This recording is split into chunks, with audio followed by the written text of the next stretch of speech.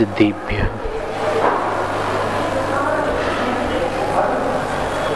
नमो अरिहन्ताणं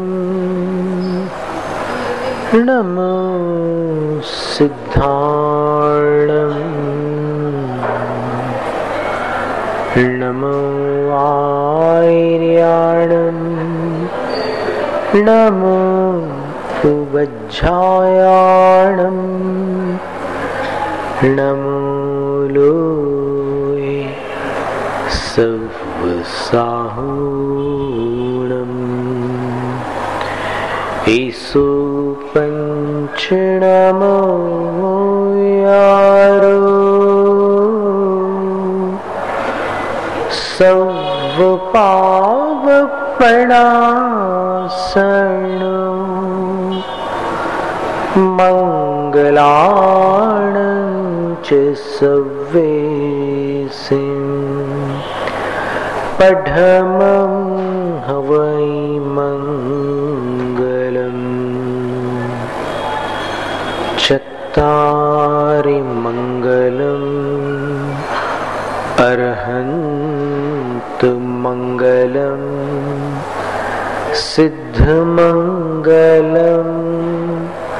साहु मंगलम केवलिपन्नतो धम्मो मंगलम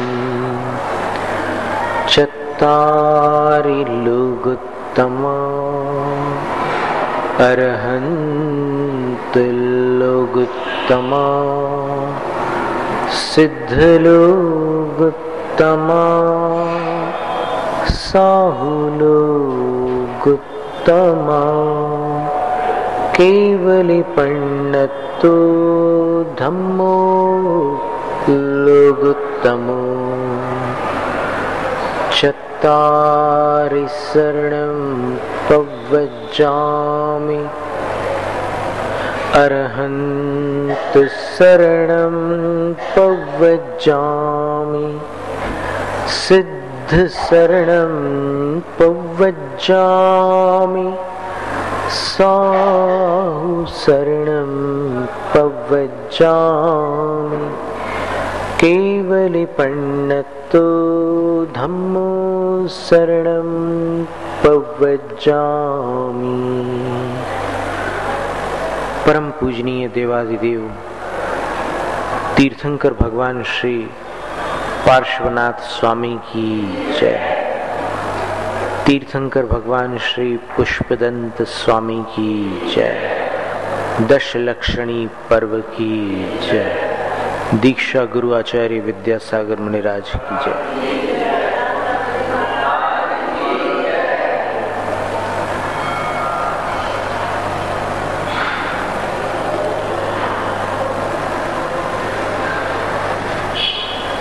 नदी में जब नाव चलती है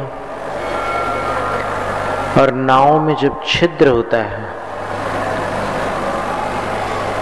तब नाव पार नहीं लग पाती, पानी में डूब जाती है। उसी प्रकार संसार में अनादिकाल से ये जीव अपनी नैया लेकर चला आ रहा है, पर निश्चिद्र न होने के कारण इसकी नाव बार बार डूब रही है। कभी एक गति में चली जाती है, कभी दूसरी गति में, कभी तीसरी में, कभी चौथी में। संसरणम संसारः चतुर्गति परिभ्रमणमित्यर्थ। आचार्य पूज्यपाद स्वामी ने सर्वार्थ सिद्धि में लिखा है, संसारणो मुक्ताश्च, इस सूत्र की टीका में, कि सरकते रहने का नाम संसार है। आज यहाँ कल कहीं और सरक जाओगे, आयु पूरी करके किसी और गति में सरक जाना है। सरकते रहना, ये शब्द आपको परिचित है? हिंदी भाषा में सरकना, जैसे कोई बाजू में आकर बैठ के बोलता है कि थोड़ा सरक जाना, बस वही है। एक गति से दूसरी गति में सरकते रहने का नाम संसार है। और सरकने का कारण, ये संसार में ये अपनी नाव बार बार डूब क्यों रही है? क्योंकि इसमें पानी भर रहा है। यदि जल स्रोत अवरुद्ध हो जाए, अर्थात जल का प्रवेश द्वार रुक जाए, बंद हो जाए, तो अंदर पानी नहीं भरेगा। और अंदर का पानी जिसको खाली करना है वो खाली भी कर देगा, और नाव उस किनारे लग जाएगी जिस किनारे आज पुष्पदंत भगवान की लगने वाली है। वैसे तिथि के अनुसार देखा जाए तो करीब 9:30 के बाद अष्टमी शुरू होती है। और रांची में कितना समय है वो निकालना पड़ेगा। तो अष्टमी को नवम तीर्थंकर पुष्पदंत भगवान, सुविधिनाथ भगवान शिखर जी से, संवेदाचल से नदी के उस पार चले गए जिस पार से वापस लौटना नहीं होता।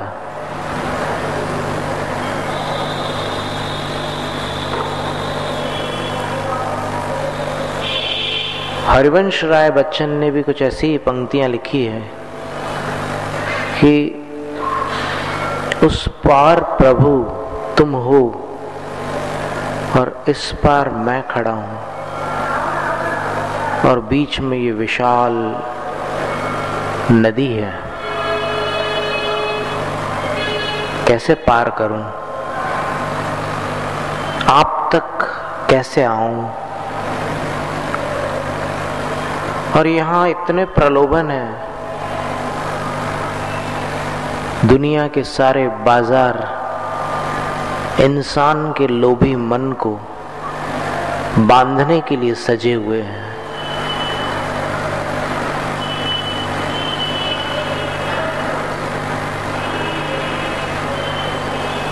गाय जब बाजार में घूमती है तो सब्जियां या पत्ते खा करके चली जाती है, कुत्ता और कुछ खाकर चला जाता है। अन्य प्राणी अपनी अपनी इष्ट वस्तु पर ध्यान देते हैं, लेकिन मनुष्य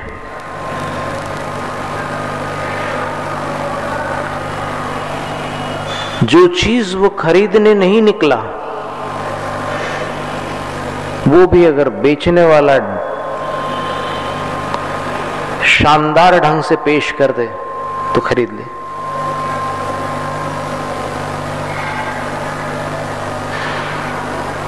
तो उस पार प्रभु तुम हो और इस पार मैं खड़ा हूं, कैसे मिलन हो।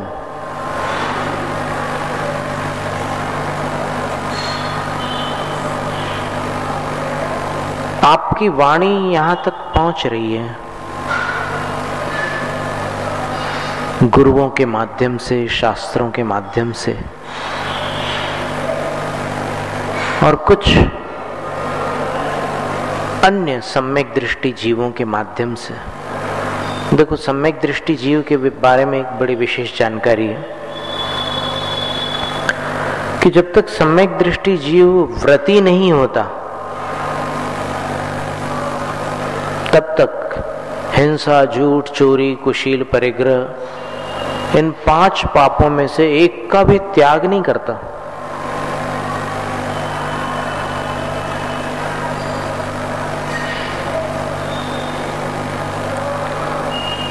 लेकिन एक बड़ी खास बात है कि सम्यक दृष्टि जीव कभी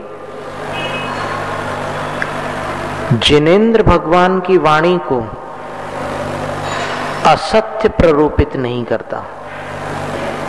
यानी भगवान के वचन को कभी झूठा नहीं बतलाता।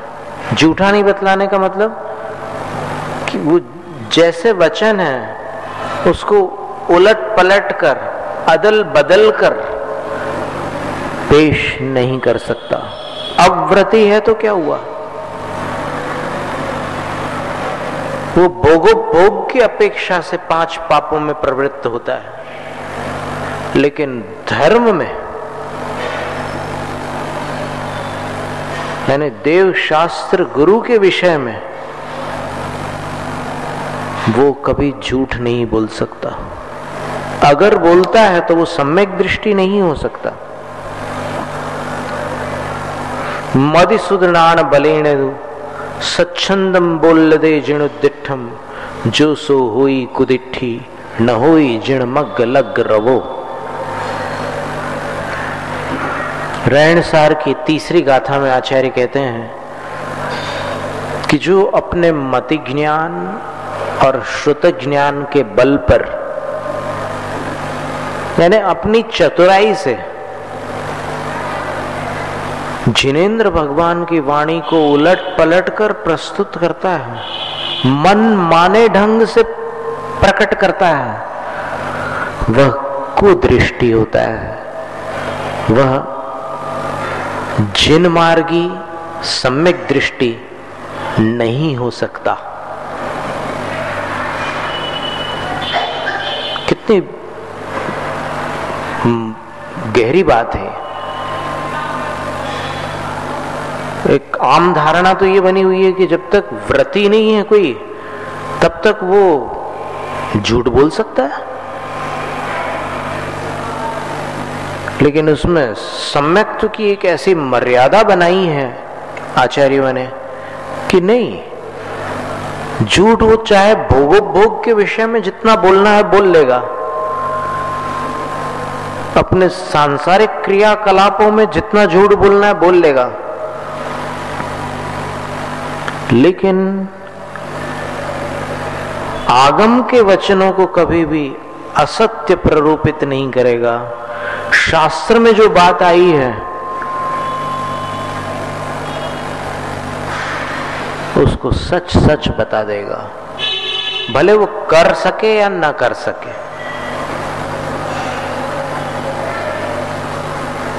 जैसे अष्टमी के दिन कई लोग कई चीजों का त्याग करते हैं। अब कोई नहीं कर सकता तो नहीं कर सकता, तो वो किसी को समझाते समय ये नहीं कहेगा कि कोई जरूरत नहीं है त्याग करने की, कोई जरूरत नहीं है, खा सकते हैं, चाहे जो खाना हो खा सकते हैं अष्टमी को। ऐसा झूठ नहीं बोल सकता। तत्वार्थों के विषय में या आगम के विषय में, जीव सिद्धांत कर्म सिद्धांत के विषय में जो भी असत्यवादी है वो चाहे कितना भी बड़ा पदवीधारी क्यों न हो, सम्यक दृष्टि नहीं हो सकता। ये एक विशेष बात थी।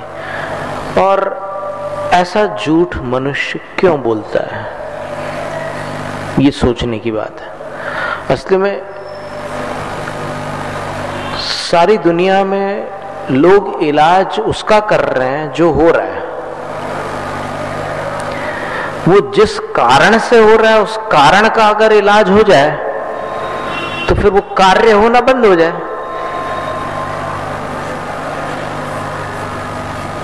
कई बार हम जेल में भी उपदेश करने गए हैं, वर्धा में, अमरावती में, जबलपुर में, नागपुर में, कई स्थानों पर जाना हुआ है। तो एक बार हम जेल में एक उपदेश कर रहे थे, एक किस्सा सुनाया हमने वहां पर जेल में, सेंट्रल जेल का ही किस्सा था। तो फिर उपदेश पूर्ण होने के बाद एक कैदी हाथ जोड़कर सामने आया और उसने हमसे अनुमति मांगी कि मैं 2 शब्द कहना चाहता हूं, मैं बोल सकता हूं कुछ? तो हमने बोला कि यहाँ के अधिकारी वर्ग की अनुमति लेकर के आप बोल सकते हो, हमारी ओर से आपको कोई निषेध नहीं है, यानी हमारी तरफ से कोई मनाही नहीं है, आपको जो बोलना बोलो, लेकिन इनकी अनुमति ले लो। यहाँ के जो आईजी है और फिर जो दूसरे जेल के जो अधिकारी होते हैं उनकी अनुमति ले लो। तो उसने उनसे अनुमति मांगी ऐसे करके बड़ी अदब के साथ में। वहां पर बड़ा अनुशासन होता है जेल के अंदर, जो अनुशासन प्राय धर्म सभाओं में भी नहीं पाया जाता, वो अनुशासन जेल में बिल्कुल भरपूर पाया जाता है। तो उसने माइक पर खड़े होकर के सबका योग्य अभिवादन किया और उसके पश्चात कहा कि मेरा नाम, उसने अपना नाम बतलाया, और जेल में आने से पहले मैंने क्रोध के आवेश में आकर 1.5 मिनट में 3 खून कर दिए थे। मेरे पास पिस्टल थी और इसलिए थी क्योंकि मैं एक इंस्पेक्टर था।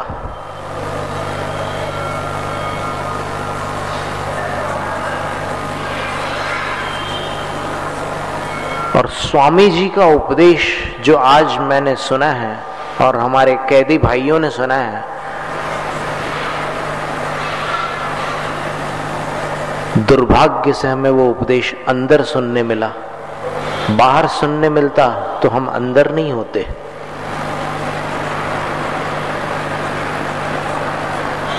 तो उस उपदेश में एक पंक्ति हमने कही थी जो हमने जबलपुर में किसी स्टिकर पर देखी थी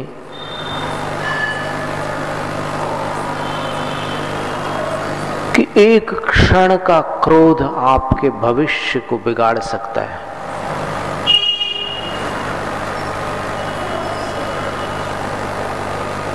छोटी सी पंक्ति है, लेकिन आप देखो कितना उसका असर है। एक क्षण का क्रोध आपके भविष्य को बिगाड़ सकता है।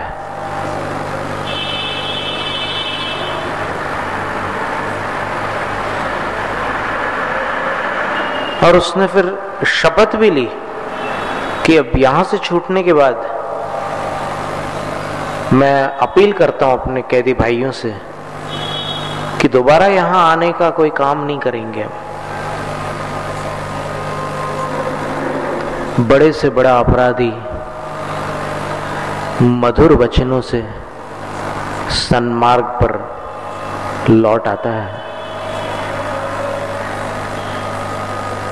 मनुष्य कठोरता से जब किसी को सुधारने का प्रयास करता है तो प्रायः काम बिगड़ जाता है। एक किताब में हमने पढ़ा था कि आप बच्चे से 10 बार कहोगे कि लाइट बंद कर दे, क्यों चालू छोड़ के आता है, वो फिर चालू छोड़ करके आ जाएगा। और एक बार कहोगे कि बेटे शायद तेरे से लाइट चालू रह गई है, तू लाइट चालू छोड़कर आ गया है, शायद तू लाइट चालू छोड़कर आ गया है। एक बार देखो, भाषा का फर्क है, बोलने का ढंग सिर्फ अलग है, बात वही है कि तूने लाइट बंद नहीं किया।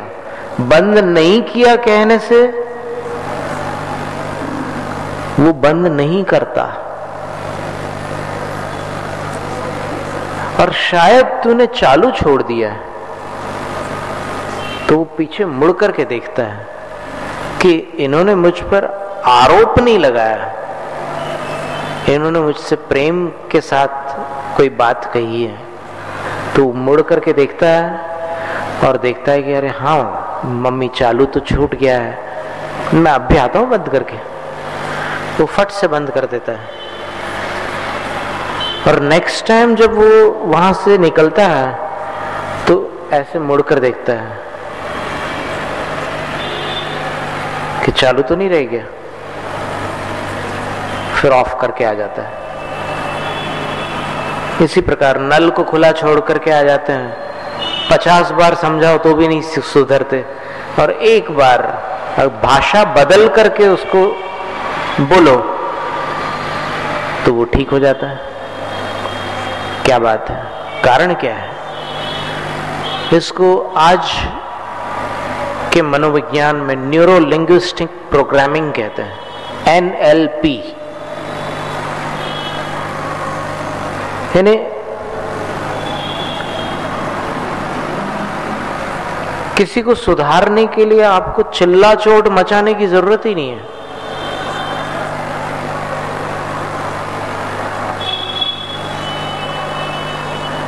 सिर्फ उसका ध्यान आकर्षित करना है। चिल्लाने से उसका ध्यान आपकी कषाय पर आकर्षित होगा। जो कार्य आप कराना चाह रहे हैं उसके प्रति उसको अरुचि होगी। लेकिन अगर आप शब्द बदलकर दूसरी भाषा में वही बात बोलेंगे तो वो उस कार्य को संपन्न करेगा। डेल कार्नेगी ने लिखा है कि दुनिया में किसी से भी कोई भी काम कराना हो तो एक ही तरीका है, किसी से भी कोई भी काम कराना हो तो एक ही तरीका है, उसमें रुचि पैदा कर दो।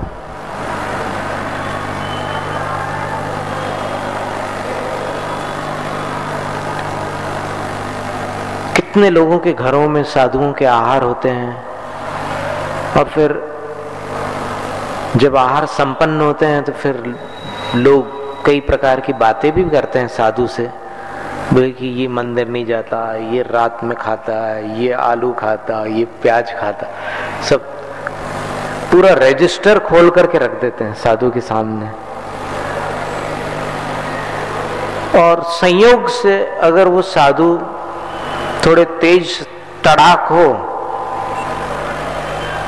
और किसी को डांट फटकार दे, नहीं अब नहीं खाना तू, क्या तरीका है? जैन परिवार में पैदा हुआ है तो फिर बाद में फिर मोल भाव भी होता है ना, कितने दिन के लिए बोल, तो वो बार्गेनिंग चलती है। तो वो कहता है कि 1 महीने के लिए नहीं, 1 साल के लिए। फिर ऐसे करते करते कोई बीच की कोई अवधि सेट हो जाती है और फिर हो गया त्याग। लेकिन किसी दिन जब रात को भजिए की खुशबू आती है तब उसके मन में कितनी खतरनाक हलचली होती है।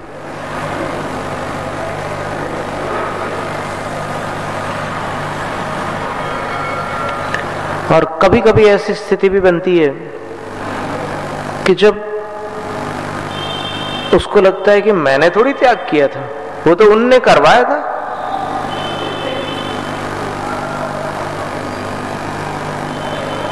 थोपा हुआ त्याग बेईमानी उत्पन्न करता है,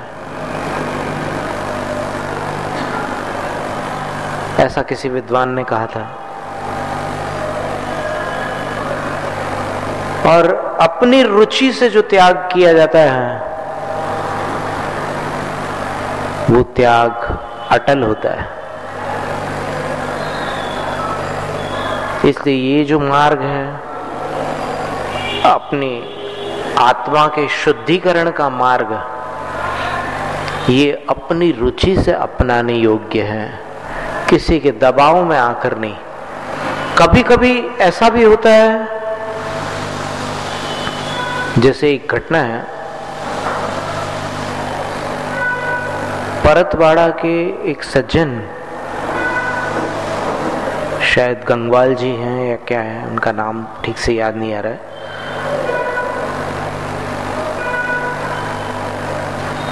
वो जब छोटी उम्र के थे, उनकी माँ बहुत धर्म प्रेमी थी, विधान वगैरह कराने में बड़ी उनकी रुचि थी। तो मुक्तागिरी के निकट है, 14 किलोमीटर दूर है। तो एक साधु का वहां आगमन हुआ। तो माँ ने कहा कि महाराज जी, आपके सानिध्य में हम एक विधान करना चाहते हैं। बहुत सी माताओं में ये प्रवृत्ति पाई जाती है। महर्षि ने कहा कि ठीक है, कर लो। वो महर्षि थे आर्य नंदी महाराज जी, नाम सुना होगा आपने। चोपड़ा कुंड में जिनका कुछ योगदान रहा है, आर्य नंदी महाराज जी, और उनके गुरु समंत भद्र महाराज जी थे।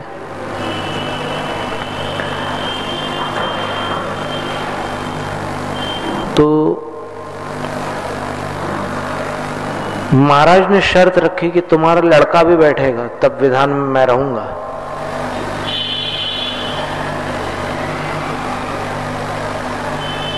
लड़के ने कहा कि मम्मी, मैं सारा सामान ला करके देता हूं और सारी व्यवस्था करके देता हूं, लेकिन मैं धोती नहीं पहन सकता। बहुत से बच्चे ऐसे होते हैं ना, जो धोती पहनना पसंद नहीं करते। मैं धोती नहीं पहन सकता। लेकिन महाराज जी भी साधु हट और बाल हट, दोनों अपने अपने उसमें अटल थे। महाराज जी बोले कि नहीं, तुम्हें यहां रहना ही होगा। लड़के ने कहा कि आज मुझे किसी बड़े व्यापार पर जाना है, कोई बड़ा सौदा करना है, इसलिए महाराज जी मैं प्रार्थना करता हूं कि मैं सारा प्रबंध कर दूंगा, लेकिन आप मुझे वहां जाने से मत रोकिए, आप मुझे इसमें मत शामिल करिए। अगर मैं यहां रुक गया तो फिर बहुत बड़ा सौदा ठप हो जाएगा।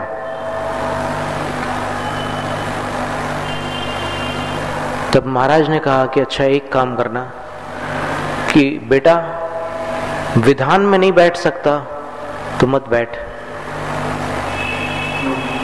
लेकिन तू जो सौदा करने जा रहा है आज मत जाना।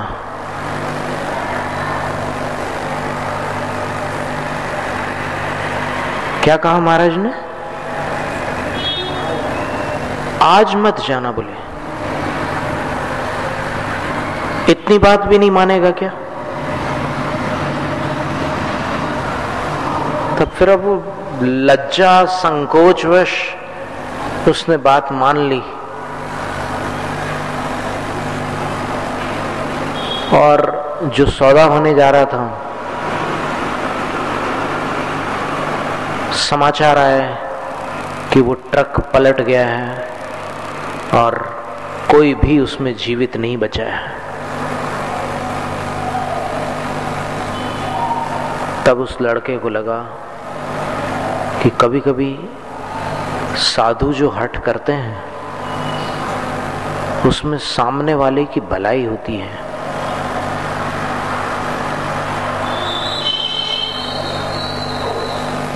अब मैं साधुओं के ऊपर श्रद्धा करूंगा। देखो, एक घटना ने उसको श्रद्धालु बना दिया और अब मैं साधु की बात को कभी मना नहीं करूंगा। थोड़ी तकलीफ होगी, उनकी बात मानने में हो सकता है मुझे थोड़ी तकलीफ हो जाए, लेकिन जितनी तकलीफ होगी उस तकलीफ के सामने जो तकलीफ टलेगी वो बहुत विशाल होगी। इसलिए मैं साधुओं की बात मानूंगा। और फिर वो साधुओं के भक्त बन गए। और जब वो ये घटना सुनाते हैं तो उनकी आंखों से आंसू आ जाते हैं कि अगर मैं उस दिन आर्यनंदी महाराज जी के उस निषेध का निषेध कर देता तो मेरे जीवन का ही निषेध हो जाता, मैं आज जिंदा नहीं होता। तो कई बार ऐसी बात भी होती है।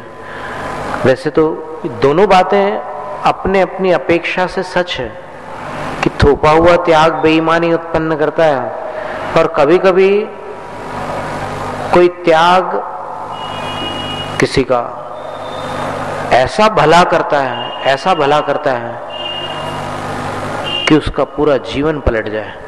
ऐसे बहुत से उदाहरण हैं साधुओं के, बहुत सारे उदाहरण हैं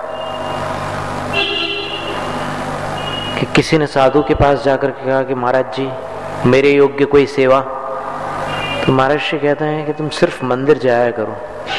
अरे महाराज जी, बोला नहीं उसने, लेकिन अंदर ही अंदर, अब बोलना एक प्रकार से एटिकेट्स के खिलाफ है ना, शिष्टाचार के विरुद्ध है, तो उसने ये तो नहीं बोला कि अरे महाराज जी, लेकिन अंदर ही अंदर उसको ऐसा लगा। लेकिन वो व्यक्ति आज जब उससे पूछो कि भाई महाराज जी ने आपको जो नियम दिया था उस दिन कि मंदिर जाया करो, उसके बारे में क्या ख्याल है, तो वो जवाब देते हैं कि उस एक नियम ने मेरा जीवन बदल दिया। उस एक नियम ने, अगर मैं वो नियम न लेता तो आज पता नहीं किस गड्ढे में पड़ा होता, क्योंकि मेरी संगति ठीक थी नहीं और बहुत सी बुरी बुरी संभावनाएं थी मेरे जीवन में। लेकिन मंदिर आने के उस नियम के कारण आज मैं जैन कहलाने लायक हो गया हूं।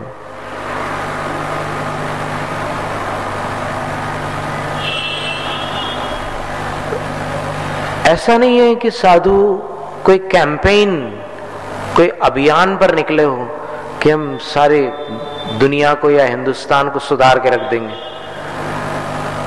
मारीच को आदिनाथ भगवान नहीं सुधार सके तो साधु हिंदुस्तान को क्या सुधारेंगे। इस दुनिया में कोई भी सुधारने से नहीं सुधरता। जब वो सुधरने की ठानता है तभी सुधरता है।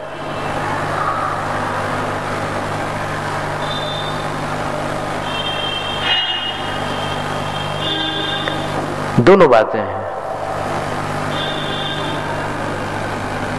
तो हे प्रभु, आप उस पार हो और मैं इस पार खड़ा हूं, और यहां ऐसे ऐसे प्रलोभन हैं कि मैं आपके पास आने की जो ही सोचता हूं तो कोई लोभ मुझे जकड़ लेता है, मैं आपको छोड़ नहीं पाता, उस वस्तु को छोड़ नहीं पाता और आपके पास आ नहीं पाता, तो आपको छोड़ देता हूं।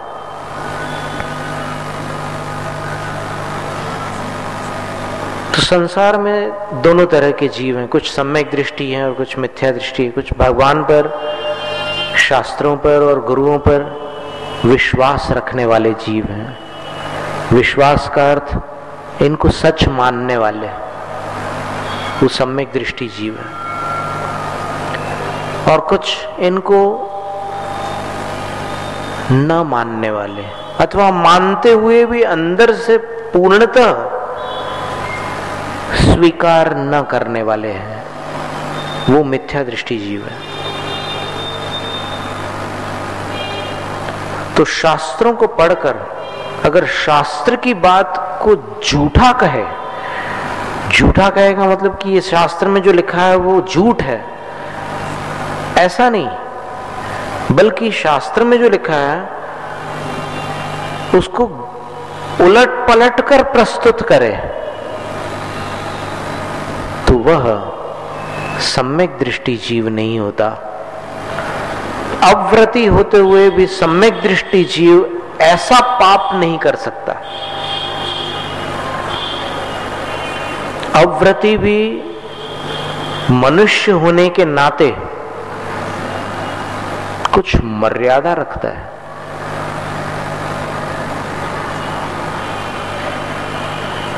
जैसे किसी को सिगरेट पीने की आदत है,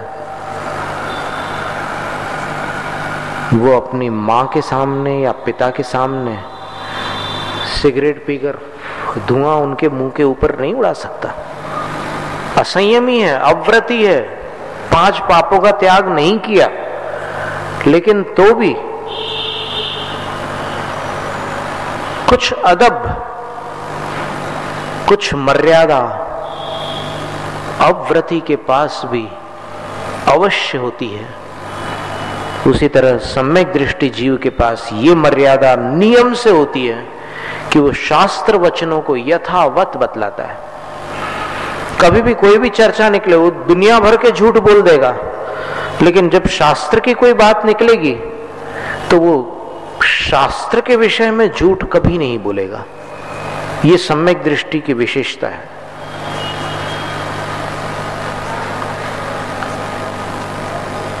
ये वचन संबंधी मर्यादा है उसकी। कुछ भी हो, वो कभी झूठ बोल ही नहीं सकता शास्त्र के विषय में, और जिसने झूठ बोला वो सम्यक दृष्टि कभी हो नहीं सकता, ये निश्चित है।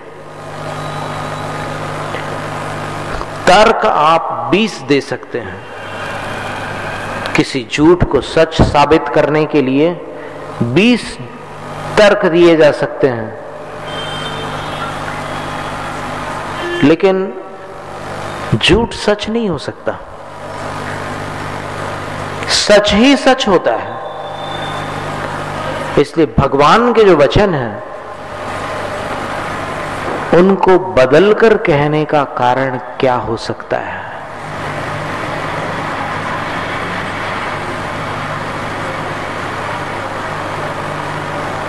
कोई न कोई लोभ, मिथ्यात्व तो है ही है साथ में, मिथ्यात्व के बिना तो ऐसा संभव ही नहीं है, लेकिन कोई ऐसा लोभ जो मिथ्यात्व के साथ पाया जाता है। क्यों झूठ बोलेगा व्यक्ति? एक बार किसी शास्त्रवाचक के बाहर गांव जाने पर उसके पुत्र को राज दरबार में शास्त्र वाचन के लिए बैठाला गया। उसके पुत्र ने शास्त्र उठा करके विनय पूर्वक सारी विधि की और उसके बाद शास्त्र पढ़ना प्रारंभ किया। और शास्त्र पढ़ते पढ़ते उसने उसमें जो पंक्ति लिखी थी कि जो एक बूंद भी शराब पीता है वो नरकगामी होता है। राजा शराबी था।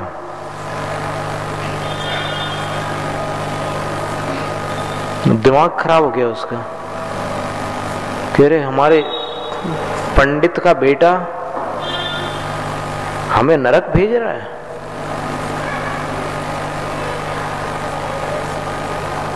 हम जब जाएंगे तब जाएंगे, देखा जाएगा, अभी हम इसे जेल भेज देते हैं। और उस लड़के को जिसने बिल्कुल सच सच पढ़ा था उसको जेल भेज दिया। और जब उसका पिता लौट करके आया और सारे समाचार मिले, तब देखो शास्त्र वचन को मनुष्य झूठा कैसे करता है। देखिए अर्थ का अनर्थ कैसे करता है और क्यों करता है। कोई ना कोई स्वार्थ होता है।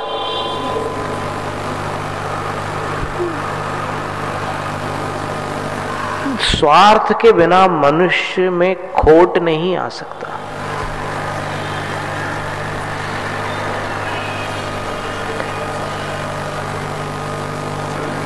तो वो पूछते हैं राजा से कि राजन क्या अपराध हो गया, हमारे बेटे से। बोले क्या अपराध हो गया? उसने ऐसा ऐसा भरी सभा में कहा।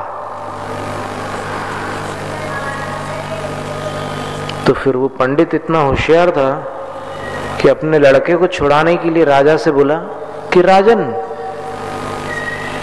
आप समझे नहीं, बात बड़ी सरल थी।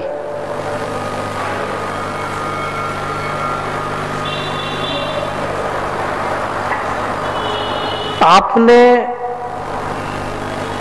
उस पंक्ति का अर्थ अपने ऊपर कैसे लगा लिया? क्या आप एक बूंद शराब पीते हैं? तो राजा बोला नहीं।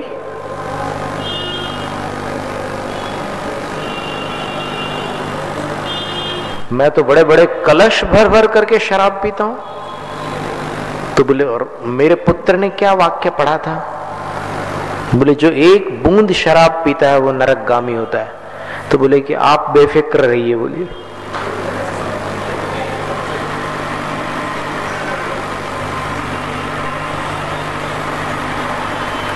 मेरे पुत्र ने आपकी निंदा नहीं की, आपने गलत समझ लिया। वास्तव में मेरा पुत्र तो कैद खाने के योग्य नहीं है, पुरस्कार के योग्य है। तब राजा ने उसको वहां अंदर कैद खाने से बाहर बुलवाया और फिर बड़ा सत्कार सम्मान करा करके उसको विदा कर दिया। और उस पुत्र ने घर पर आकर के पिता से पूछा कि पिताजी, आपने ऐसा झूठ क्यों बोला?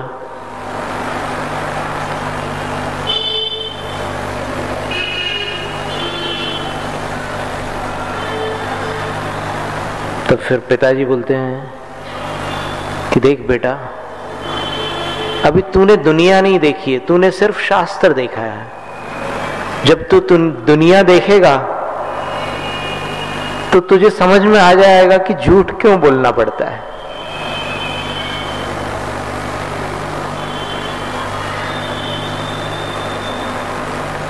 लेकिन उस बेटे के मन में कुछ उदासी आ गई पिता के प्रति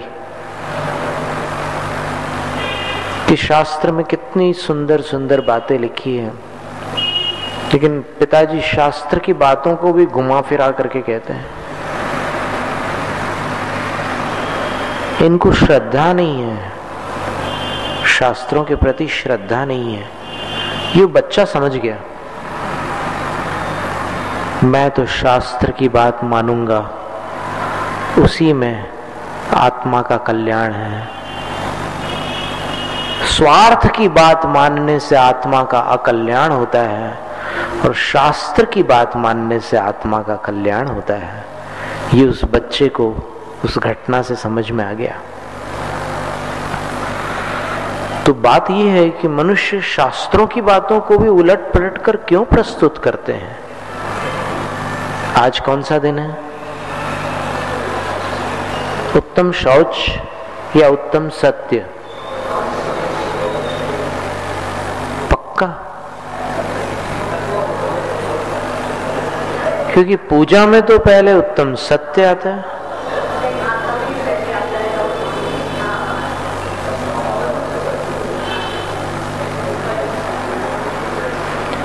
आचार्य कुंद स्वामी ने 12 अणुवेखा में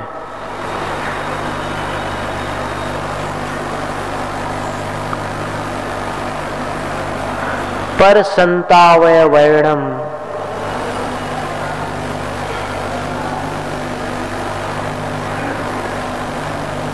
मोत्तूणय सपरहित वर्णम जो वदति भिक्खु तुरियो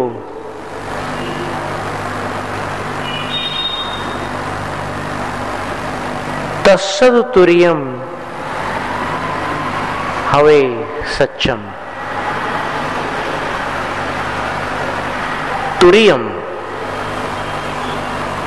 तुर्यम का अर्थ होता है चौथा, चतुर्थ। जो साधु दूसरों को संताप उत्पन्न करने वाले वचनों का त्याग करके स्व और पर के लिए हितकर वचन बोलते हैं,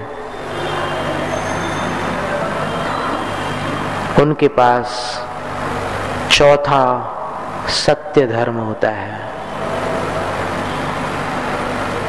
तत्वार्थ परंपरा में चौथा स्थान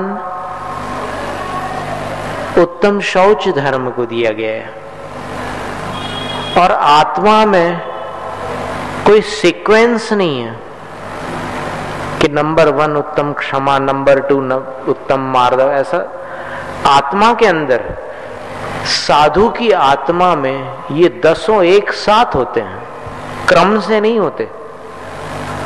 पहले ये होता है, फिर ये होता है, फिर ये होता है, फिर वो होता है, ऐसा कुछ नहीं है। ये सारे के सारे साथ में होते हैं, वर्णन क्रम से किया जाता है। जैसे ये देख रहे हो, क्या दिख रहा है आपको? ये हाथ दिख रहा है ना, इसमें आपको अंगूठा भी दिख रहा है, तर्जनी भी दिख रही है, मध्यमा भी दिख रही है, अनामिका भी दिख रही है और कनिष्ठा भी दिख रही है। ये क्रम से दिख रही है आपको या एक साथ दिख रही है? लेकिन जब नाम लेंगे तब नाम क्रम से लेंगे। अंगुष्ठ, तर्जनी, मध्यमा, अनामिका और कनिष्ठा। अब इनमें 2 उंगलियों के 2 नाम हैं। तो मध्यमा का नाम ज्येष्ठा भी है। ज्येष्ठा माने सबसे बड़ी। अब एक्सेप्शनल किसी इंसान की ये उंगली अगर छोटी हो तो बात अलग है, लेकिन सामान्यतः सबसे बड़ी उंगली ये बीच वाली होती है। और ये प्रथम उंगली का नाम जो तर्जनी है, उसका दूसरा नाम है प्रदेशिनी। प्रदेशिनी। और बाकी तो ठीक है। तो कथन क्रम से होता है, इसलिए कथन क्रम को लेकर के राग द्वेष करने की कोई आवश्यकता नहीं है। आप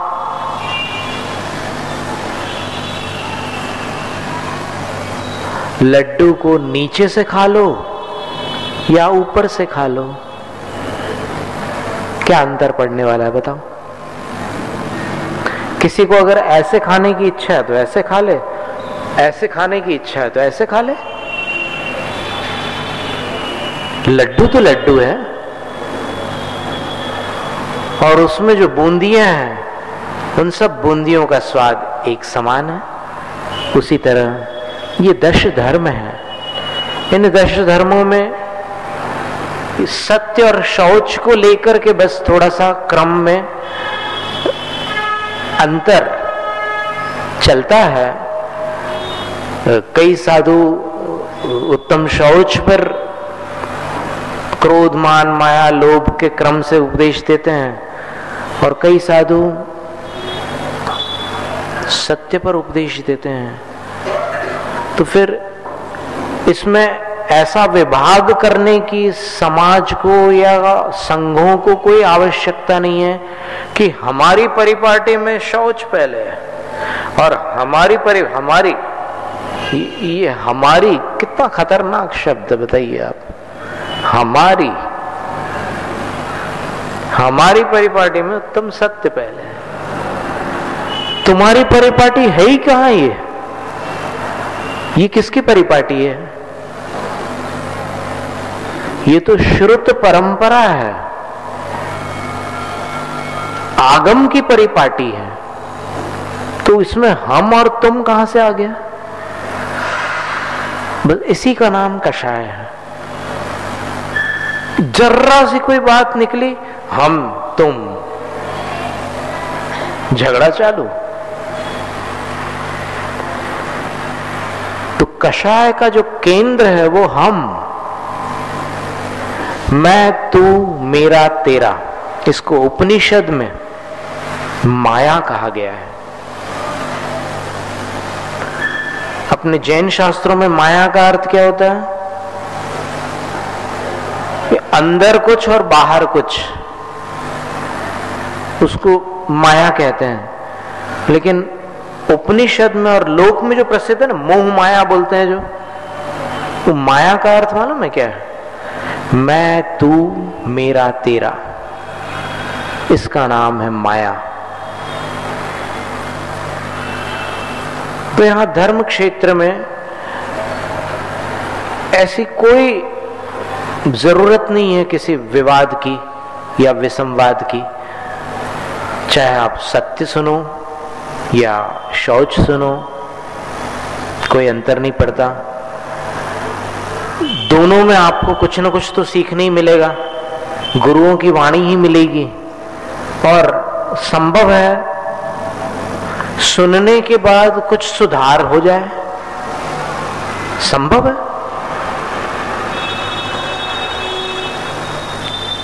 कल का उपदेश सुनने के बाद बहुत लोगों को आंसू आ रहे थे और कई लोगों ने कहा कि आज की बात सुनकर के एकदम हिल गए हम। तो जिनवाणी की कौन सी बात कब किस पर दवा का काम कर जाए कौन जानता है। इसलिए इसमें कोई विवाद नहीं है कि पहले कौन और बाद में कौन। ये देखना है कि मोक्ष पहले कौन जाता है इतनी भीड़ में से, ये देख सकते हैं कि संसार के बंधन को, कषायों के विकार को पहले कौन नष्ट करता है। ये देखना हो तो देख सकते हो। तो हमारे लिए तो दोनों समान है। आप जैसा कहो या जैसा चाहो वैसा हम उपदेश कर सकते हैं। उत्तम शौच या उत्तम सत्य, जो भी करना हो कर लो। अभी बात जो अपनी निकली उसमें दोनों की भूमिका बन चुकी है। सत्य की भी भूमिका बन चुकी है और शौच की भी भूमिका बन चुकी है।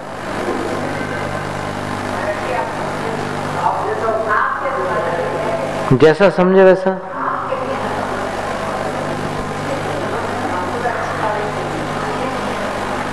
पर संतावय वैणम मोत्तुणय सपर हिद वैणम जो वदति भिक्खु तुरियो तस्सदु धम्मम हवे सच्चम। ये गाथा आचार्य कुंद स्वामी ने 2000 वर्ष पूर्व लिखी है। यानी अपन प्राचीनता की अपेक्षा से देखें तो फिर 2000 साल पहले चौथे स्थान पर उत्तम सत्य धर्म को उन्होंने प्रस्तुत किया है। और गाथा का अर्थ बिल्कुल सीधा साधा है कि जो भिक्षु अर्थात जो साधु भिक्षा पूर्वक आहार लेने वालों को भिक्षु कहते हैं। और भिक्षा की जो विधि है 46 दोषों से रहित, 32 अंतरायों से रहित और 14 मलों से रहित जो आहार ग्रहण किया जाता है उसको भिक्षा आहार कहते हैं।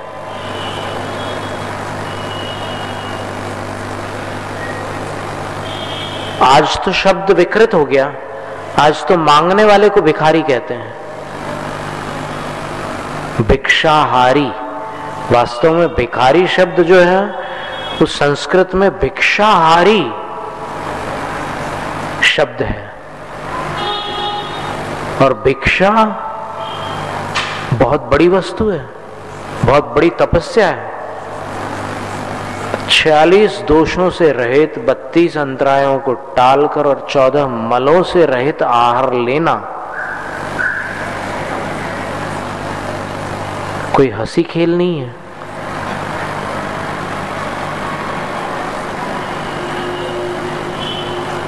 एक बार संघ की बात है, सन 87 में हमने अपने किसी सहपाठी पिच्छीधारी से कहा कि आज तक हमें भाजन संपात नाम का अंतराय नहीं हुआ है।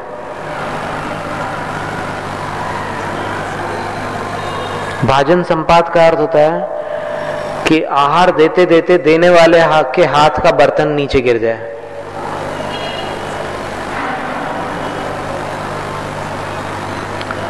उसी दिन हमें भाजन संपात अंतराय हुआ। क्या मजे की बात। उसी दिन तो हमारी अकल ठिकाने आ गई कि भाई जो आज तक नहीं हुआ है वो कभी ना हो, ऐसा कोई सिद्धांत नहीं है। जो आज तक नहीं हुआ वो आज ही हो सकता है। कितने लोग ऐसा कहते हैं कि हमारे चौके में आज तक अंतराय नहीं हुआ और उसी दिन उनके चौके में अंतराय हो जाता है।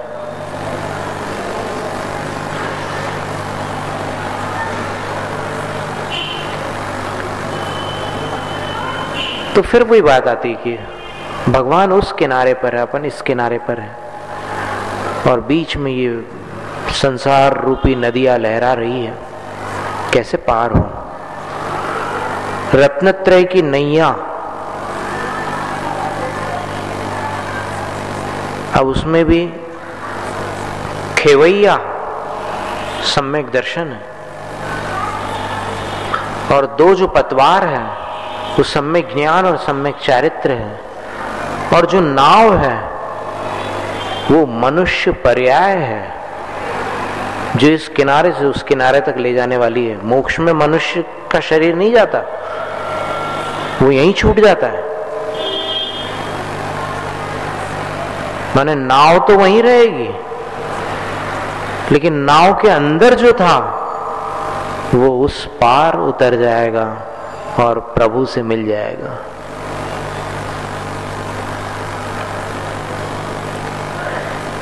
तो सत्य शब्द जैन शास्त्रों में एक स्थान पर नहीं आता, अनेक स्थानों पर आता है। एक तो जैसे श्रावक धर्म है तो उसमें सत्यानुव्रत एक शब्द आता है, माने छोटा सत्यव्रत।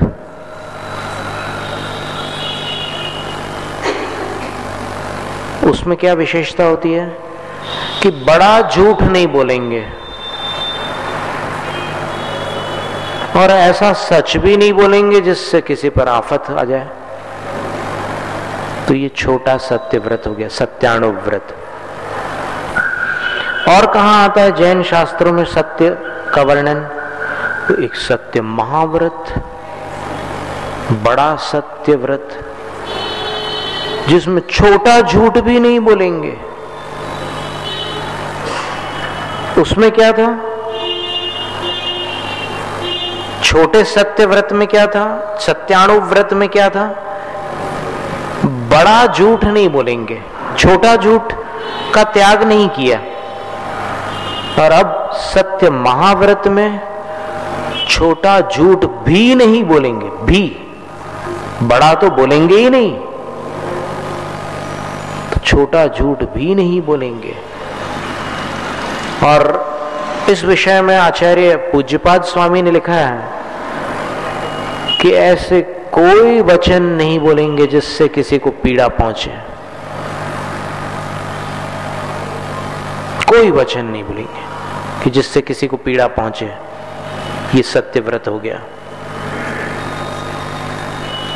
ठीक है। फिर एक भाषा समिति होती है, ये भी वाणी से ही संबंधित ये सारे व्रत नियम आदि हैं जैन शास्त्रों में।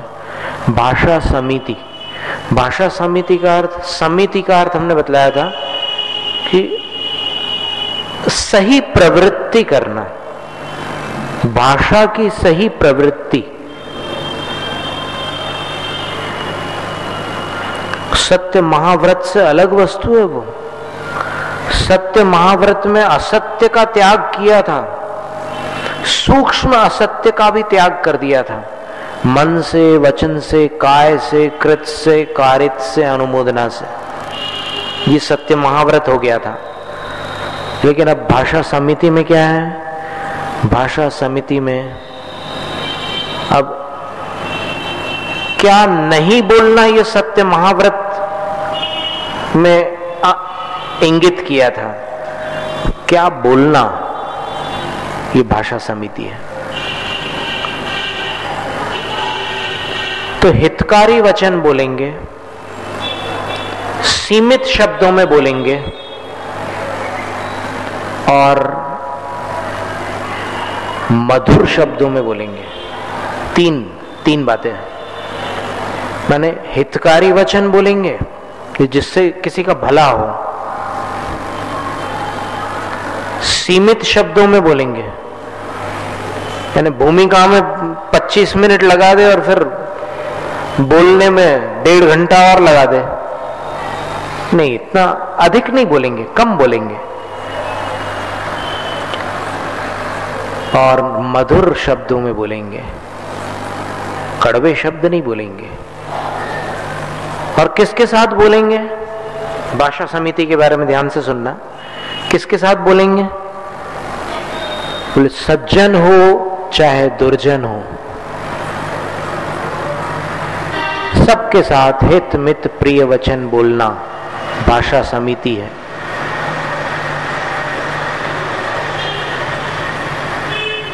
फिर वचन गुप्ती, ये क्या बला है? बला नहीं है, ये एक संवर का साधन है। वचन गुप्ती, गुप्ती का अर्थ क्या होता है? संसार कारणाद आत्मनो गोपनम गुप्ती। संसार के कारण से, यानी संसार का जो हेतु है उससे आत्मा की रक्षा करने का नाम गुप्ती है। यानी मौन रखना, बोलना ही नहीं। और अगर बोल ही रहे हैं तो फिर जैसे भक्तामर पाठ पढ़ लिया, तत्वार सूत्र पढ़ लिया, या फिर कोई शास्त्र का पाठ कर लिया, वाचन कर लिया, चर्चा वर्चा कुछ नहीं, वचन गुप्ती होगी। और कोई व्रत है या और कोई नियम है वचन संबंधी?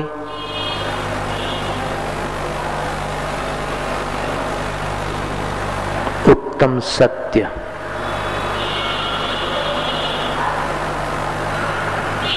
भूल गए आप? खास उत्तम सत्य की ही तो बात चल रही है। ये क्या चीज है उत्तम सत्य? बाकी में और इसमें क्या फर्क है? थोड़ा सा फर्क है। फर्क ये है कि उत्तम सत्य जो होता है वो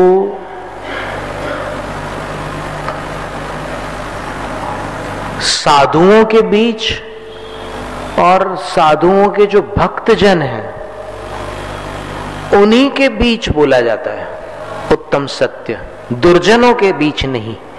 दुर्जनों के बीच भाषा समिति का प्रयोग तो हो सकता है, लेकिन उत्तम सत्य का नहीं।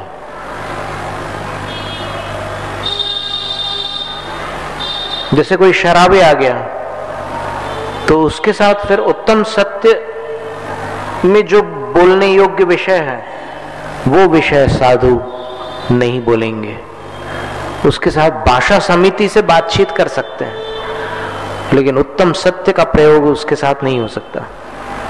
ये एक बात है। देखिए, उत्तम सत्य में सिर्फ साधु और भक्तों के बीच ही जो भाषा बोली जाती है वो है। और भाषा समिति में जैसे एक प्रतिबंध है कि आप अधिक नहीं बोल सकते, आप सीमित बोलेंगे। लेकिन उत्तम सत्य में सीमित बोलने का नियम नहीं है, आप अधिक बोल सकते हैं। जैसे मान लो कोई गुरु शिष्य को कुछ समझा रहे हैं और वो समझ नहीं रहा है, तो फिर गुरु उसको आधे घंटे तक, पौन घंटे तक, 1 घंटे तक, 1.25 घंटे तक, 1.5 घंटे तक भी समझा सकते हैं। ये उत्तम सत्य हो गया कि उसमें सीमा नहीं है बोलने की। और एक चीज और है कि उत्तम सत्य में कड़वा भी बोल सकते हैं। सिर्फ मधुर ही बोले ये नियम नहीं है, कटुक भी बोल सकते हैं। जैसे कोई शिष्य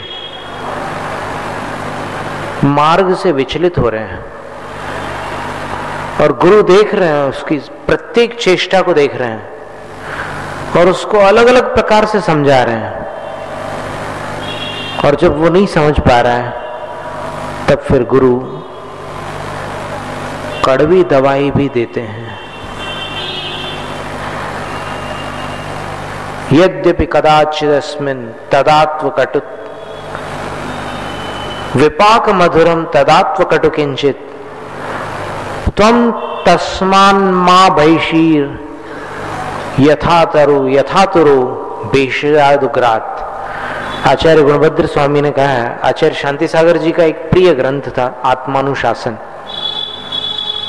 उसमें ये श्लोक है और ये उत्तम सत्य वचन है। वो ग्रंथ एक लोकसेन नाम के कोई मुनि थे जो मार्ग से भटक रहे थे, उनको सही रास्ते पर लाने के लिए आचार्य गुणभद्र स्वामी ने लिखा था। तो उन्होंने उस ग्रंथ में एक हिदायत दी है, यानी एक चेतावनी दी है प्रारंभ में कि हे शिष्य, एक बात बताए देता हूं पहले से, इस ग्रंथ को तू पढ़ रहा है, मैंने ये ग्रंथ तेरे हित के लिए लिखा है, ठीक है, इससे और भी कई जीवों का हित हो सकता है, लेकिन एक बात पहले से मैं बता देता हूं कि इसमें कहीं कहीं पर तुझे कड़वा स्वाद महसूस होगा, लेकिन याद रखना उसका फल मीठा ही होगा, उसका फल कड़वा नहीं होगा, उसका फल मधुर होगा। तो तू मेरे कड़वे वचनों को सुनकर डर मत जाना और ग्रंथ बंद करके स्वाध्याय समाप्त मत कर देना। जैसे उदाहरण कितना सुंदर दिया कि एक बीमार मनुष्य है, उसको वैद्य बहुत प्रकार से उपचार देता है, लेकिन जब वो ठीक नहीं होता तो उसके लिए फिर चिरायता या ऐसी कोई कड़वी दवा अंततः निश्चित करता है। तो जिस प्रकार वह बीमार आदमी कड़वी दवा से नहीं घबराता और उसका सेवन करके स्वस्थ हो जाता है, उसी प्रकार हे आत्मन, तू मेरे कड़वे वचनों से मत डरना, उन कड़वे वचनों में भी तेरी भलाई छुपी हुई है। अब मम्मी कई बार बच्चे से बोलती है कि अगर अब शैतानी की तो फिर उधर ट्रक के सामने डाल दूंगी। कभी डाल सकती है कोई मम्मी बच्चे को ट्रक के सामने? पर ऐसे कड़वे शब्द निकलते हैं कभी कभी। तो सत्य धर्म में ऐसे शब्दों का निषेध नहीं है, इतना अंतर है। तो आपको समझ में आया, सत्य व्रत में, वचन गुप्ती में, भाषा समिति में और सत्य धर्म में कितना फर्क है। तो सत्य धर्म में विशेषता यह है कि सत्य धर्म में केवल साधुओं और भक्तों के बीच में ही बात होगी, दुर्जनों के साथ कोई वार्तालाप नहीं होगा। सत्य धर्म में ये नियम है। और दूसरी बात क्या थी सत्य धर्म में? सीमित बोलने वाली कोई बात नहीं है। अगर अधिक बोलने की जरूरत पड़ी तो अधिक भी बोल सकते हैं। और तीसरी बात कि सिर्फ मधुर वचन बोलेंगे ऐसा भी जरूरी नहीं है, जरूरत पड़ी तो कड़वा भी बोलेंगे। और आत्मानुशासन में आचार्य गुणभद्र स्वामी ने एक बड़ी सुंदर बात लिखी है कि जब गुरु कड़वा बोलते हैं तब शिष्य उसको अपना सौभाग्य मानता है। ऐसा क्यों? कड़वी बात तो किसी को अच्छी नहीं लगती, तो उसमें दृष्टांत दिया कि सूर्य की किरणें सबको सताती हैं। कोई भी धूप में चला जाए तो या ऐसे हाथ कर लेता है या फिर छांव ढूंढने लग जाता है, गर्मियों के समय परेशान हो जाता है। लेकिन वह धूप कमलों को खिला देती है।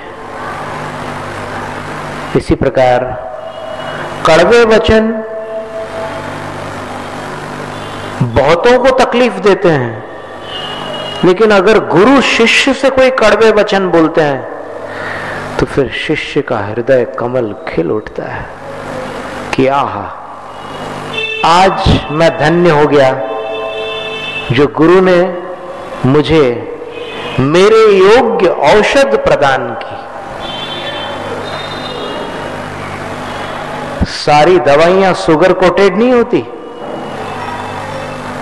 होती है क्या? और हर दवा को चाशनी में मिक्स करके नहीं दिया जाता। कुछ कड़वे काढ़े भी पीने पड़ते हैं बीमार आदमी को।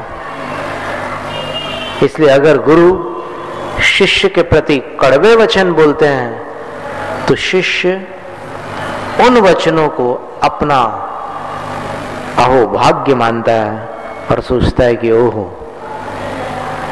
आज मेरे अंदर से कोई बुराई विदा होगी क्योंकि गुरु ने इतनी सुंदर दवा दी है। वसु झूठ सेती नरक पहुंचो, सुरग में नारद गयो। ये पंक्ति पढ़ते हैं ना सत्य धर्म की। अब ये कथा आपने सुनी होगी। तो 3 बच्चे थे, एक राजा का पुत्र था, एक ब्राह्मण का पुत्र था, एक स्वयं उस उपाध्याय शिक्षक का पुत्र था। वसु, नारद और पर्वत। लेकिन किसी दिन जब वो क्षीर कदम्बक जो गुरु उनके जो अध्यापक थे, वो बैठे बैठे उन बच्चों की चेष्टाएं देख रहे थे, तो निर्ग्रंथ मुनिराजों का एक संघ वहां से निकला जिसमें एक गुरु थे और 3 शिष्य थे। तो गुरु ने उन 3 शिष्यों को निमित्त ज्ञान पढ़ाया था, आजकल की भाषा में जिसको ज्योतिष वगैरह कहते हैं। निमित्त ज्ञान में अकेला ज्योतिष नहीं होता, अष्टांग निमित्त होते हैं। तो गुरु ने पूछा उन 3 दिगंबर मुनियों से कि ये जो बच्चे खेल रहे हैं इनका भविष्य बताओ, मैंने तुम्हें ज्योतिष सिखाया है, बताओ। तो फिर वो शिष्य इतने निष्णात थे कि उन्होंने उनके नाम भी बता दिए और वो किस गति में जाने वाले हैं वो भी बता दिया। तो जो क्षीर कदम्बक जो उपाध्याय था, मतलब जो टीचर था, उसने दिगंबर मुनियों की ये बात सुन ली और उसने विचार किया कि मेरा पुत्र नरकगामी है और ये राजा का पुत्र नरकगामी है।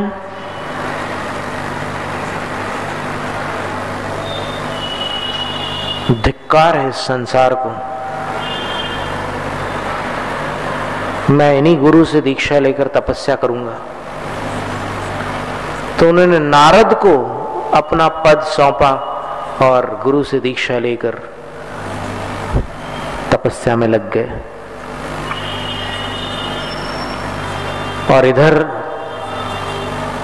इन्होंने किसी शास्त्र वचन पर विवाद किया और अर्थ का अनर्थ करके एक ऐसे यज्ञ की शुरुआत की। ये रामायण काल से पूर्व की घटना है। एक ऐसे यज्ञ की शुरुआत की जिसमें पशुओं की बलि दी जाती है। अजैर यष्टव्यम वेद वाक्य था ये, और इस वाक्य का एक अर्थ नारद बता रहा था और दूसरा अर्थ पर्वत बता रहा था। और उसको किसी असुर, किसी महाकाल नामक असुर का सहयोग मिल गया तो फिर उसकी बात चल गई, और आज तक पशुओं की बलियां जारी है। महाराष्ट्र में आषाढ़ महीने में लाखों पशुओं की बलियां चढ़ाई जाती है।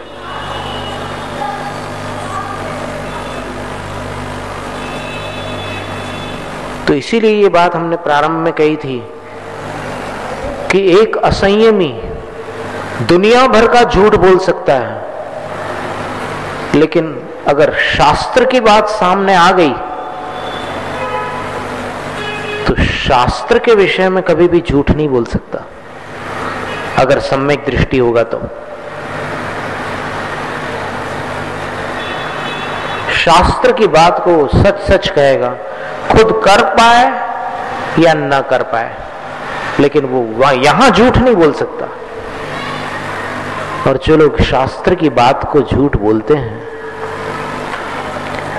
और समझाने के बाद भी उसको स्वीकार नहीं करते,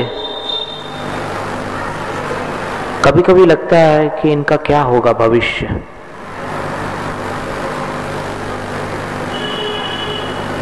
नामी गिरामी लोग हैं जिन पर बड़े भारी जन समूह की आस्था बैठी हुई है, वो भी कभी कभी न जाने किस स्वार्थवश शास्त्र की बात को उलट पलट कर प्रस्तुत करते हैं। आपने कभी ये चर्चा सुनी कि सिद्धशिला ऐसी है या ऐसी है?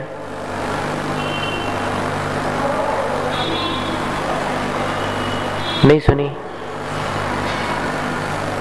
ये चर्चा भी अभी करंट टॉपिक्स में कुछ वर्षों से हिंदुस्तान की जनता में एक चिंता का विषय बनी हुई है। अभी हम अमरकंटक में योग सागर मुनिराज से बात कर रहे थे इसी को लेकर के कि अपने संघ से जो अपना बड़ा घनिष्ठ संबंध प्रकट करते हैं और मंच से, टेलीविजन से शान के साथ जो आचार्य श्री को अपना गुरु बताते हैं, वो कुछ ऐसी बातें कर रहे हैं जो शास्त्र में हमें नहीं मिल रही है। तो योग सागर मुनिराज ने कहा कि मुझे भी उनकी कुछ बातें नहीं मिल रही है शास्त्र में। यानी उनने अपने अलग शब्दों में उस बात को व्यक्त किया, और फिर उस पे से फिर ये बात निकली सिद्धशिला वाली कि सिद्धशिला ऐसी होती है कि ऐसी होती है। तो योग सागर महाराज जी ने बहुत सुंदर जवाब दिया उसका कि सिद्धशिला ऐसी इसलिए नहीं हो सकती क्योंकि अगर ऐसी होती तो शास्त्र में जो श्लोक है उस श्लोक में छत्राकार लिखा रहता, क्योंकि छत्राकार कैसा होता है? छत्ते का आकार। लेकिन छत्राकार से पहले उत्तान छत्राकार लिखा है। उत्तान, तो सिर्फ उत्तान शब्द इस बात को साबित करने के लिए काफी है कि वो सिद्धशिला ऐसी है, ऐसी नहीं है, ऐसी है। एक बात ये तो खैर इससे किसी को कोई बड़ा भारी नुकसान नहीं होने वाला। आपको कोई अगर ऐसा मान ले तो उसको मोक्ष मिल जाए, और ऐसा मान ले तो फिर वो कहीं दुर्गति में भटक जाए। ऐसा कुछ नहीं है। लेकिन कभी कभी जब वो विद्वान कोई ऐसी बात छेड़ देते हैं जो धर्म के लिए घातक बन जाती है, तब वो बात जिसका हृदय धर्म के प्रति समर्पित है उसको ठेस पहुंचाती है। जैसे आप पूछेंगे कि जैसे उदाहरण,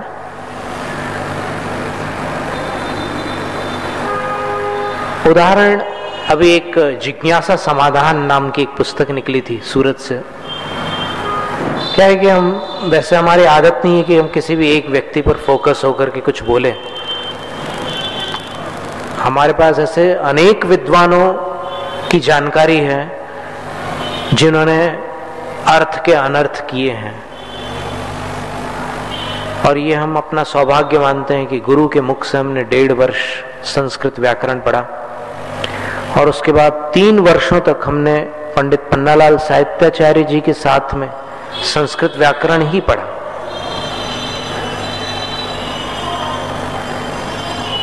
लोग कहते थे हमसे कि इतना संस्कृत पढ़ने से क्या मिलने वाला, बोले इस जमाने में सारे तो हिंदी अनुवाद हो चुके हैं,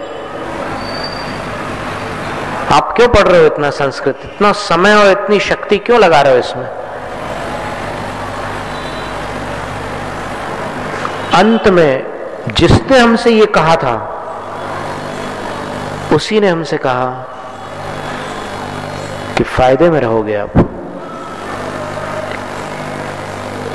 क्योंकि ये भाषा आचार्यों की भाषा है, और जो भी अनुवाद हुए हैं उन अनुवादों में बेईमानी संभव है, लेकिन गुरुओं की वाणी में कभी भी बेईमानी संभव हो नहीं सकती।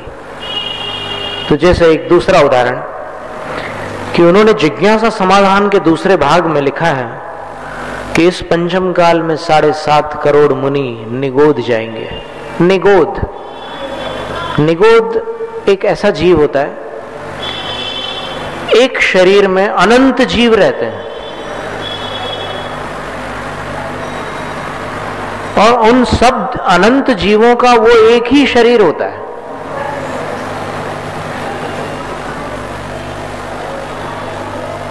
और उसकी अवगाहना सबसे कम होती है, माने उसका आकार सबसे छोटा होता है। संसार में जितने जीव हैं ना, उन सबसे छोटा आकार उसका होता है, निगोदिया जीव का।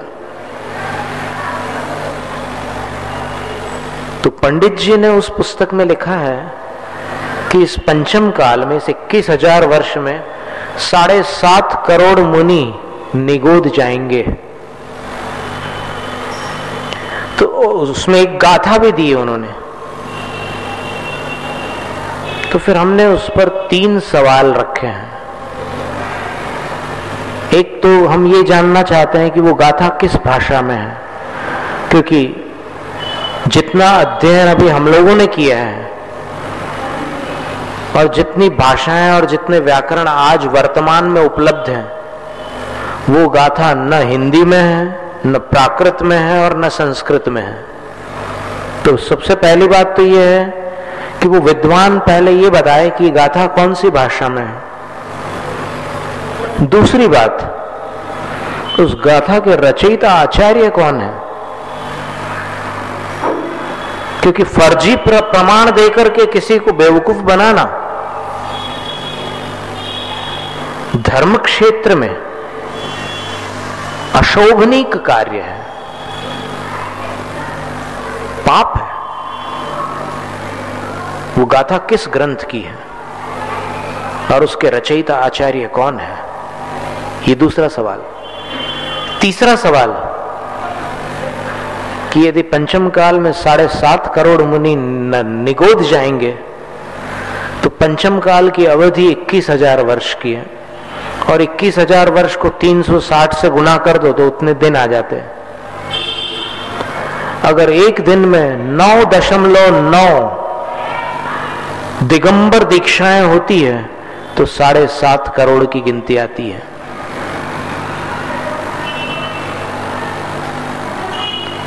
और आप कल्पना कीजिए क्या प्रतिदिन पूरे पंचम काल में 9.9 दीक्षा हो सकती है?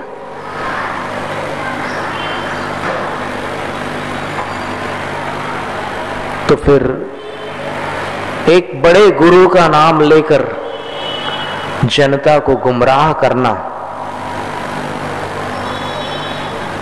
कहां तक उचित है? इसके अतिरिक्त और भी ढेर सारी बातें हैं। ठोने में जो चावल में भगवान की स्थापना की जाती है बेकार है, बोले कोई जरूरत नहीं करने की। सामने तो है मूर्ति भगवान की, ठोने पर भगवान की चावल में स्थापना करने की क्या आवश्यकता है? इस प्रकार बहुत सारी नई नई बातें उन्होंने आज देश भर में प्रचारित कर रखी है और कई लोगों को उन्होंने ये बात हमारे पास,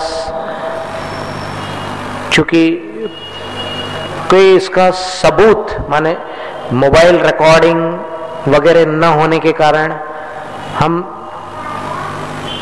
उतने जोर दे करके नहीं बोल रहे हैं, लेकिन जिन लोगों ने हमसे ये बात कही है उन लोगों से हम आपको मिलवा सकते हैं कि जहां जैसे शिविर लगे कहीं पर, धार्मिक शिक्षण शिविर, वहां पर बहुत से शिविरार्थियों को यह नियम दिया गया है कि तुम आर्यिका की पूजा नहीं करोगे।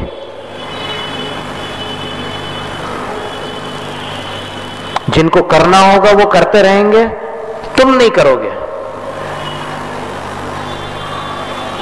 इस नियम का परिणाम क्या होगा मालूम है आपको? ये थोड़ी सी गंभीर बात है, आज समय थोड़ा ज्यादा लग रहा है, लेकिन इस विषय में हम इसलिए अपना मुंह चला रहे हैं या अपनी जिह्वा को गति दे रहे हैं कि ये बात बड़ी गंभीर है। अगर हिंदुस्तान के सारे श्रावक ये नियम ले लें कि हम आर्यिका की पूजा नहीं करेंगे क्योंकि वो कपड़े पहनती है, और क्योंकि विद्यासागर महाराज जी के संघ की आर्यिकाओं की पूजा नहीं होती, चलो ठीक है, दो कारण मिल गए आपको। एक कारण तो ये कि वो कपड़े पहनती है, और दूसरा कारण ये विद्यासागर महाराज के संघ में आर्यिकाओं की पूजा नहीं होती, इसलिए हम सब आर्यिकाओं की पूजा का त्याग करते हैं। तो इसका नतीजा क्या होगा?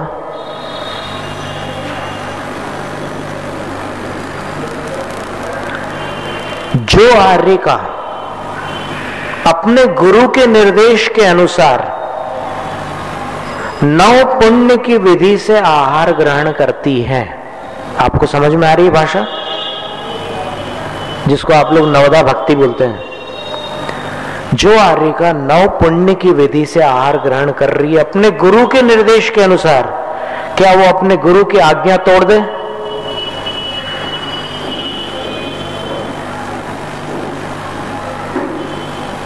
या फिर होटल में खाने लग जाए? क्या ऐसा संभव है?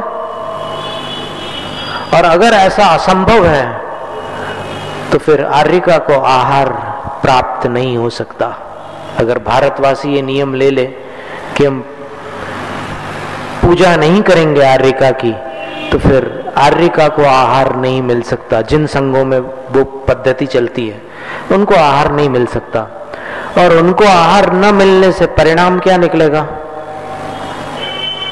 आहार से शरीर चलता है, शरीर चलना बंद हो जाएगा, और एक दिन वो स्थिति आएगी जब देहावसान हो जाएगा। तो वो देहावसान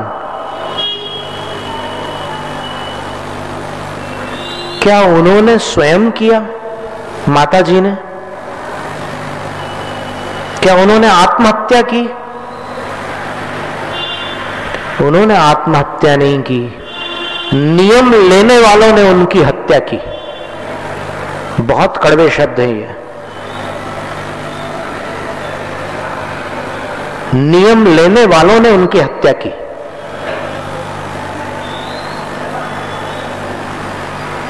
पहली बात तो यह है कि नियम आपने किस बलबूते पर ले लिया? आचार्य श्री ने कभी किसी को नियम दिया? आचार्य श्री ने हमें नियम दिया है कि तुम अभिषेक मत देखना, तो हम अभिषेक नहीं देखते। तुम शांति धारा मत पढ़ना, हम शांति धारा नहीं पढ़ते। संघ की आर्यिकाओं को नियम दिया है कि तुम पूजा मत करवाना, नहीं करवाती। लेकिन आचार्य श्री ने जो नियम अपने शिष्य को दिया, वो नियम सारे देश पर कैसे लागू कर सकता है कोई? वो नियम सारे हिंदुस्तान पर कैसे लागू हो सकता है? आचार्य श्री ने अपने शिष्य को नियम दिया कि तुम नमक मत खाना, तो क्या नमक अभक्ष है?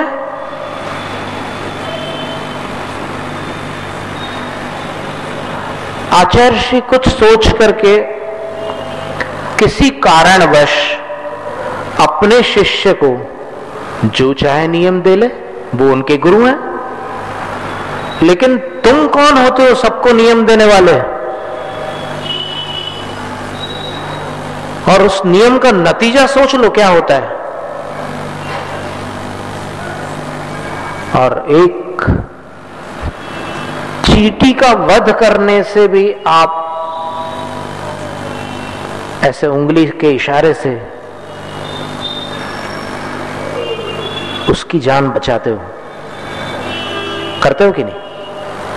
और पानी छान करके पीते हो। जब इतने छोटे छोटे जीवों के ऊपर आपके अंदर इतनी करुणा भरी हुई है, तो फिर जिन्होंने नारी जन्म के सर्वोच्च संयम को अंगीकार किया है, उनके प्रति आपके अंदर कोई सद्भावना उत्पन्न नहीं होती? आदि पुराण में आचार्य जिनसेन स्वामी ने लिखा है कि समो शरण में ब्राह्मी और सुंदरी आर्यिका की पूजा देवों ने की थी। तो वो देव मिथ्या दृष्टि रहे होंगे समो शरण में। पद्म पुराण में श्री राम ने वरधर्मा आर्यिका की पूजा की है, उत्तम पूजा। पद्म पुराण का दूसरा भाग देख लेना आप। श्री राम ने, श्री राम जैसे तद्भव मोक्षगामी सम्यक दृष्टि जीव ने वरधर्मा आर्यिका की उत्तम पूजा की थी। वो कैसी पूजा रही होगी ये थोड़ा समझ लेना समझाने वालों से। और आचार्य ज्ञान सागर महाराज जी, जो हमारे विद्यासागर महाराज जी के गुरु हैं, उन्होंने जब दीक्षा नहीं ली थी, जब वो ब्रह्मचारी बोरामल जी थे, तब उन्होंने आचार्य शांति सागर महाराज श्री के संघ की आर्यिकाओं की पूजा करके उनको आहार दिया था। ये आर्यिका सुपार्श्वमती माता जी का लेख छपा हुआ है। और जब हमारे आचार्य श्री गुरु महाराज की जो माता थी, पूर्व माता जी, समयमती माता जी, नाम सुना होगा आपने। सन 84 में जून महीने के अंदर उनकी संलेखना हुई। तो एक श्रद्धांजलि सभा का आयोजन हुआ जबलपुर में। उस सभा में आचार्य श्री ने समयमती माता जी के लिए श्रद्धांजलि प्रकट की थी। आचार्य श्री नमोस्तु तो नहीं कर सकते आर्यिका को, लेकिन फिर भी उनका गुणगान किया था उन्होंने। आज भी रिकॉर्डिंग होगी जबलपुर में किसी न किसी के पास। तो सन 84 में आचार्य श्री ने जिन आर्यिका का गुणगान किया, वो उस नव पुण्य की विधि से आहार लेती थी। और आचार्य श्री उनका गुणगान कर रहे हैं जो नव पुण्य की विधि से आहार ले रही है। तो आचार्य श्री सम्यक दृष्टि है कि नहीं है, ये सवाल पैदा होता है। अथवा इस सवाल को थोड़ा सा और अपन परिष्कृत कर लें कि सन 84 में आचार्य श्री सम्यक दृष्टि थे कि नहीं थे।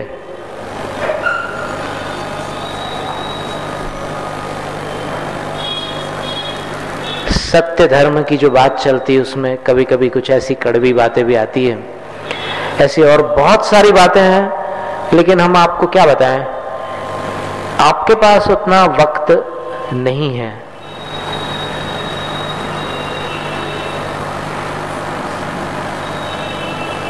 पर फिर भी जितना आपने सुना है, आज के बाद आप इस बात का ध्यान रखना कि कोई भी अगर आपको एक अच्छी सील लगाकर अपना नकली माल देने की कोशिश करे, तो आप वो माल असली है या नकली है उसकी जांच जो सील लगी है वहां जाकर के करा लेना। समझ में आ रही बात आपको? वहां जाकर के करा लेना तो आपको सब खुलासा मालूम पड़ जाएगा। जब आचार्य श्री पहली बार आर्य का दीक्षा दे रहे थे 10 फरवरी 1987 को, तब एक ब्रह्मचारी ने आचार्य श्री से पूछा था, राकेश शास्त्री ने, कि आप जो आर्य का दीक्षा दे रहे हैं और फिर इन आर्यिकाओं को आप नियम दे रहे हैं कि पूजा नहीं कराना चौके में, तो आपके संघ की ब्रह्मचारिणियां जिन आर्यिकाओं की पूजा होती है उनको आहार कैसे देंगी?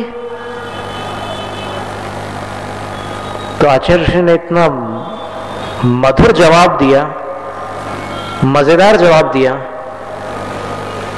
कि मैंने पूजा करवाने का त्याग कराया है, करने का त्याग नहीं कराया है।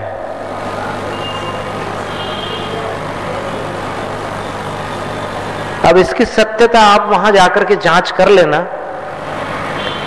पर ऐसे कुछ गंभीर विषय है, ये बात हमें आपसे इसलिए कहनी पड़ी क्योंकि कहीं आपने ऐसा नियम ले लिया हो और आप अपना अहित कर रहे हो तो उस अहित से आप बच जाएं।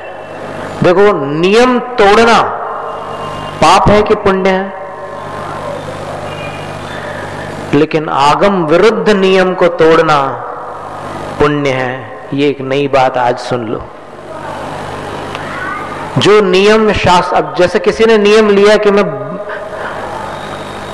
अपने पड़ोसी को एक दिन अपने पड़ोसी की ठुकाई करके रहूंगा, ये नियम लिया है किसी ने। अब इस नियम को तोड़ना पुण्य है कि पाप है?